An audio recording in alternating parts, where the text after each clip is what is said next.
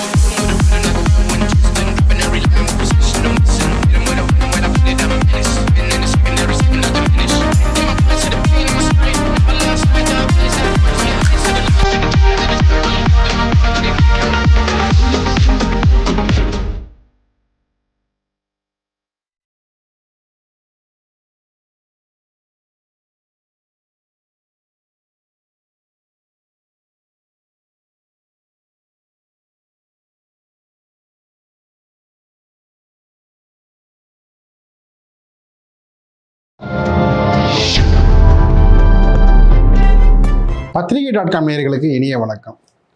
குழந்தையும் தெய்வமும் ஒன்று என்று சொல்வார்கள். குழந்தையோட குறும்பு அதற்கு மிஞ்சிய ஒரு மகிழ்வு என்பது பெற்றோர்களுக்கு கிடையாது. அந்த குறும்புதனத்தை திரையில் பார்க்கிற பொழுது பார்த்திங்கன்னா பல்வேறு விதமான நமக்கு இனம் புரியாத ஒரு சந்தோஷம் மகிழ்ச்சியும் ஏற்படும். அது எந்த குழந்தை எந்த சிறுவர்கள் திரையில் தோன்றினாலும் அதுக்கு நம்ம அந்த கதாபாத்திரத்துக்குள்ளேயே நம்ம நம்மளை அறியாமலே சென்று விடும். அதே போன்று குழந்தை நட்சத்திரமாக இருந்து இன்று உலக அளவில் புகழ் பெற்றவர்கள் நிறைய பேர். உலகநாயகன் கமல்ஹாசன் தொடங்கி ஸ்ரீதேவி என குட்டி பத்திமணி என எல்லாருமே குழந்தை நட்சத்திரமாக தோன்றியவர்கள் தான். அந்த வரிசையில் பார்த்தீங்கன்னா மாதவ் கிருஷ்ணகுமார் 100 சாமிகள் இந்த திரைப்படம் விரைவில் வர இருக்கின்றது. அதில் முக்கிய கதாபாத்திரத்தில் விஜய் ஆண்டனியுடன் இணைந்து நடித்திருக்கிறார். அதே போன்று அரைவேக்காடு என்ற ஒரு குறும்படம், அது திரைப்படத்தை மிஞ்சிய ஒரு குறும்படமாக அனைவராலும் கவரப்பட்ட ஒரு குறும்படம். ஒரு லட்சணமான குடும்பம், அதையெல்லாம் அனுபவிக்க ஹரிய படைச்சவரு அவனுக்கு துணையா ஐஷுவையும் படைச்சாரு. வாழ்க்கை ரொம்ப சந்தோஷமா போயிட்டு இருக்க. ஒரு பார்வையாளர்களை பரவசப்படுத்தியது மட்டுமல்ல, தன் வசம் ஈர்த்த ஒரு குறும்படங்களில் அதுவும் ஒன்று. அந்த திரைப்படத்தில் அந்த குறும்படத்தில் சிறப்பாக நடித்து அனைவராலும் ஈர்க்கப்பட்ட மாதவ் கிருஷ்ணகுமார் தன்னுடைய திரைப்பயணம் குறும்பட அனுபவம் பற்றி நம்முடைய விரிவாக கலந்துரையாட இணைந்திருக்கிறார். வணக்கம் மாதவ் கிருஷ்ணகுமார். நல்லா இருக்கீங்களா? நல்லா இருக்கேன் சார். என்ன படிக்கிறீங்க? 5வது படிக்கிறேன் சார். எங்க படிக்கிறீங்க? KRM public school sir. எங்க இருக்குது? பெரம்பூர்ல தான் சார். அப்படியா?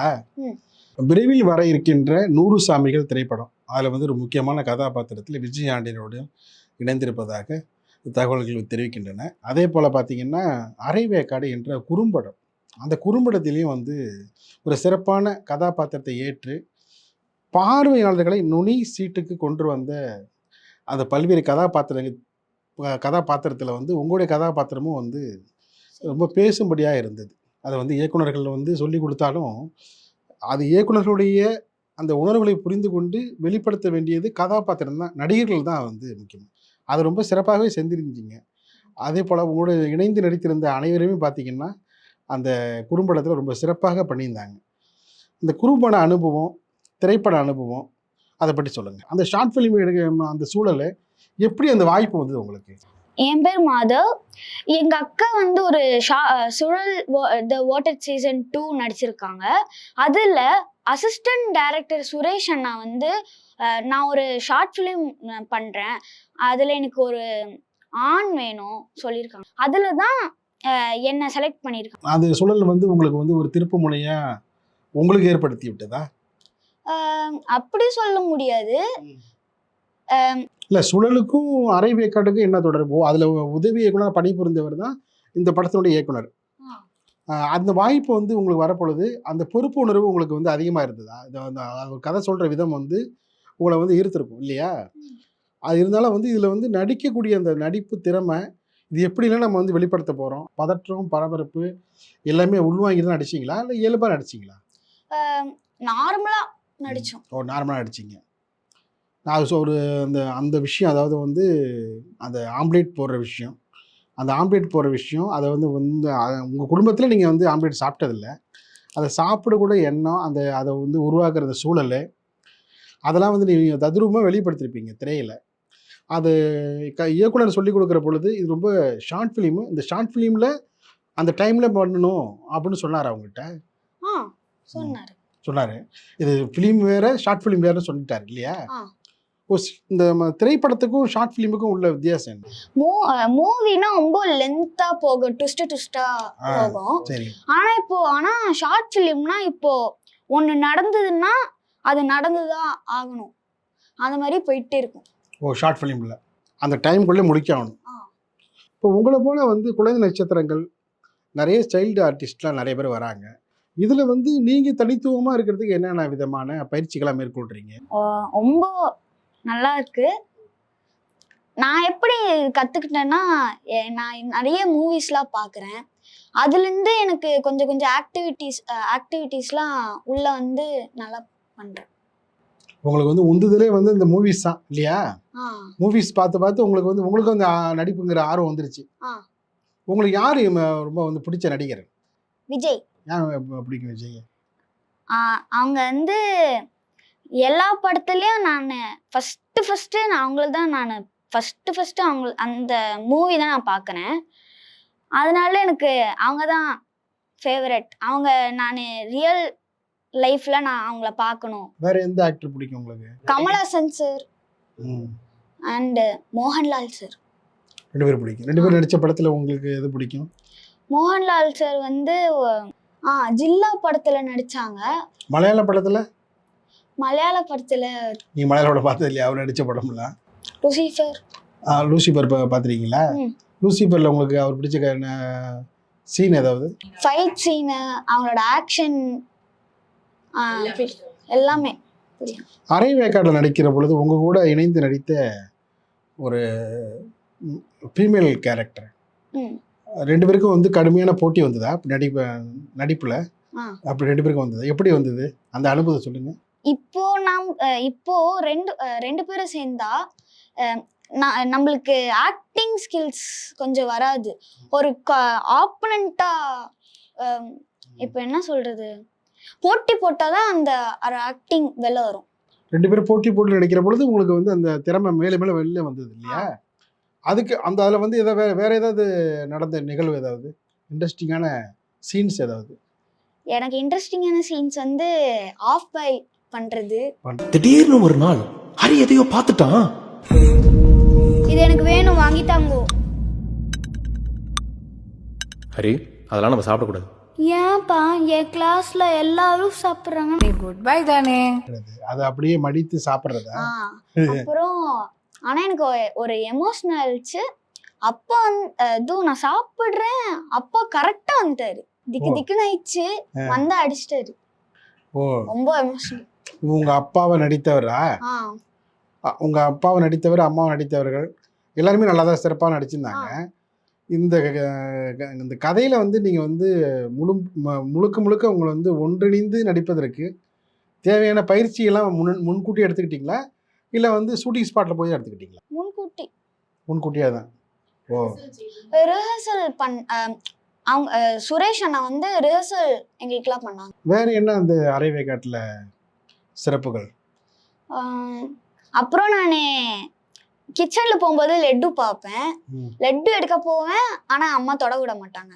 ஓ கரெக்டா பாட்டி வராங்க, லட்சுமி பாட்டி.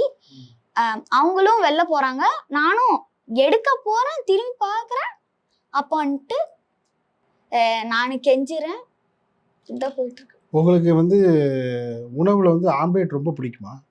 பிடிக்கும். அளவு கடந்த வகையில் பிடிக்குமா உங்களுக்கு? எத்தனை ஆம்லேட் சாப்பிடுவீங்க ஒரு நாளைக்கு?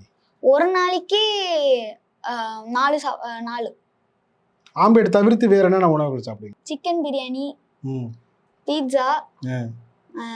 பர்கர், ஃப்ரெஞ்ச் ஃப்ரைஸ், ம். அந்த மாதிரி சாப்பிடுவேன். குழந்தை நட்சத்திரமாக உள்ளவர்கள் இன்னைக்கு வந்து உலக லெவலில் இருக்கிறாங்க, புகழ்பெற்றவர்கள். அவர்கள் போல திரைத்துறையில் சாதிக்கணுங்கிற எண்ணம் வந்து உங்களுக்கு அதிகமாக இருக்குதா? அதிகமா.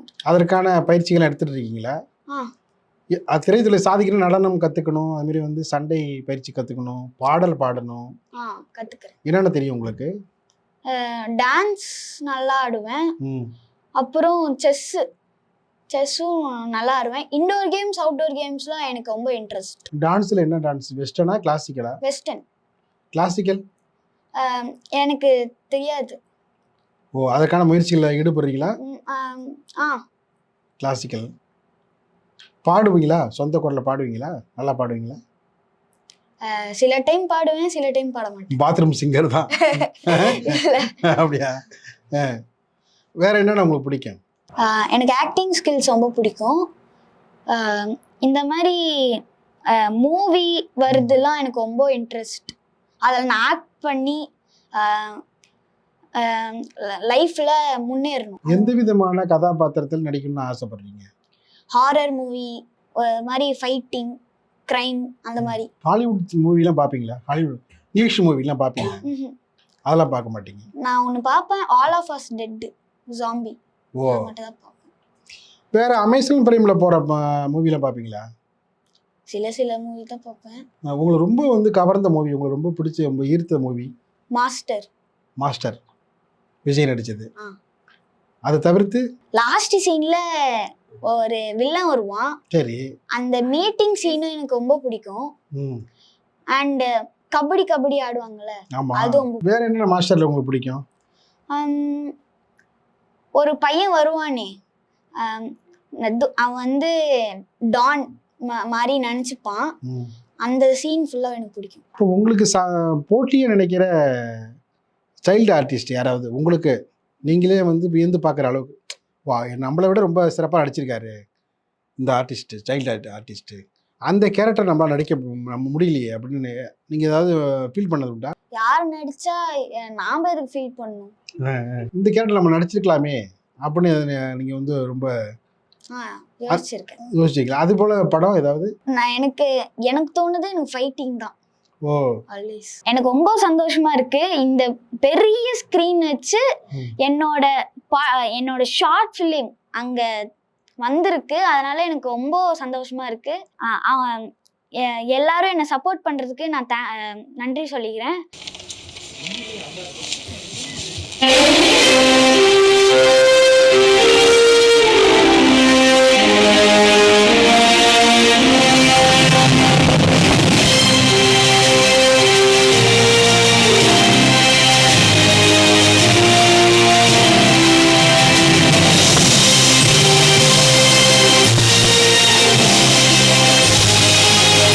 எங்க அப்பா அம்மாக்கு நிறைய சப்போர்ட் பண்ணாங்க, எங்க அக்காவும் தான்.